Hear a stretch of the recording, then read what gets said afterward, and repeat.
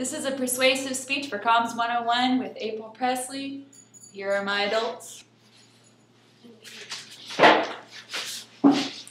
How much is that doggy in the window? That's a pretty important question to ask, according to the children's song. But what's most important is to know where that puppy came from. Well, one of the places puppies come from are, unfortunately, puppy mills. I've always loved dogs. They've been important in my life, whether they're purebred or rescue. And in the years when I didn't own a dog, I was able to volunteer for the Denton Animal Shelter in Texas, and it is there where I learned about the puppy mill industry, and I began to think about several possible solutions to the problem. America's illegal puppy mill industry has been perpetuated by our materialistic society, and the industry can't be stopped by institutions alone, but by the individual actions of us to promote a value of biblical stewardship of our environment. Today, we will identify the problem that breeders, brokers, and pet shops are what perpetuate the puppy mill industry. We will understand that the cause of the problem, namely the institutional regulations, are not enough to deter the industry from profit. And lastly, we will find solutions by which we can reverse this social and environmental disgrace by applying the principles of biblical stewardship. In our discussion of the puppy mill problem, we'll examine how breeders produce, what roles brokers play in the matter, and how pet shops operate. Lloyd Cohen is a lawyer of animal law, and he defines a puppy mill as a large-scale commercial operation where profit is given priority over the well-being of the animal. Tara Couture is an insider to the breeding industry, and she wrote a book about her career. She said that puppy mills are found and animals are starving without water in filthy conditions. Not only do mother dogs and pups live in crates their entire lives, but they don't get a chance to bond with humans. Mary Leahy is the founder of the organization Iowa Friend Companion Animals, and she adds that the majority of dogs are never even handled. They have no human companionship, no opportunity to walk on anything but wire bottoms. Now, from breeders, the puppies get shipped to brokers, not to the pet store. They sort and distribute livestock to the individual store, says Cohen. And according to Couture, the broker is the middleman between the kennel and the store. His job is to authenticate the paperwork and proper certification. Daniel Verdon has written about the decline of AKC certifications and says that critics believe dog breeders are responsible for propagating genetic disorders by selective breeding.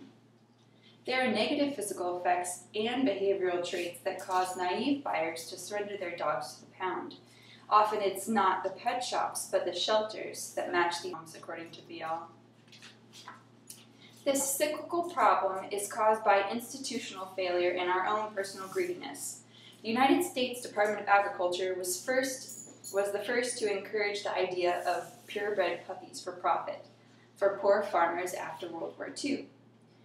The same agency inspects our hamburgers, which is funny because they're also responsible for enforcing regulations for breeding kennels. Couture notes the USDA requires a kennel to adhere to specific regulations, and that's only to avoid a minimal fine.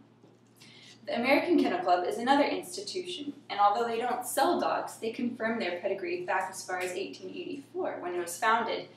These pedigrees can be worth thousands of dollars, according to Cohen, and he also notes that owners should beware of pet stores that put pets as AKC registerable. That may just mean that they're mixed bred or inbred from a puppy mill. Couture says that the almighty dollar clouds our judgment and conscience when it comes to buying a puppy.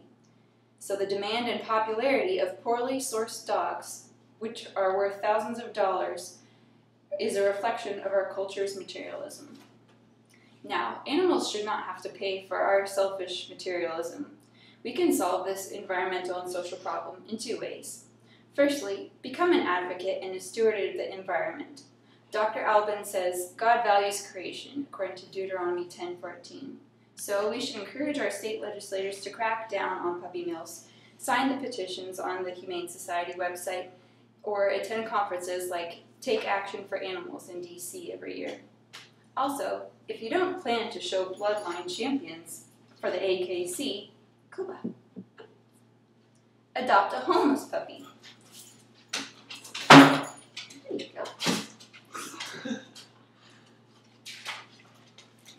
Calvin also says that God values animal life. In Exodus 23:5, he talks about rescuing an animal from their burden.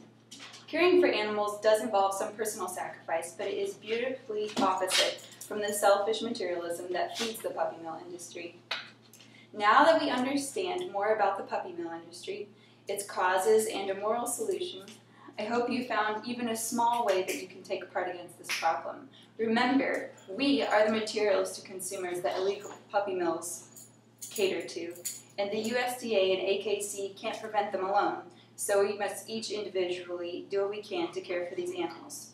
So the next time you want the doggy in the window, remember my personal motto for puppy shopping: if it's in glass, it won't pass.